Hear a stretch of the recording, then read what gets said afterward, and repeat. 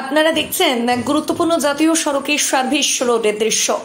নদিয়ার ফুলিয়া বাস স্ট্যান্ডের আন্ডারপাসের এই রাস্তা 12 নম্বর জাতীয় সড়কের ফুলিয়া স্টেশন রোডের এই গুরুত্বপূর্ণ সার্ভিস রাস্তা একমাত্র যোগাযোগের রাস্তা। বর্ষা শুরু না হতে হতেই সামান্য বৃষ্টিতে এই অবস্থা। আন্ডারপাস দিয়ে এপার থেকে ওপারে যোগাযোগের একমাত্র পথ।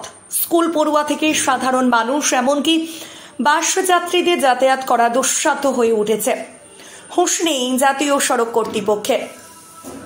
মূল দুটি লেন ওভারব্রিজ দিয়ে বেরিয়ে গেলেও দুদিকে যে সার্ভিস রোড আছে তার পাশ দিয়ে ড্রেন তৈরি করা হয়েছে।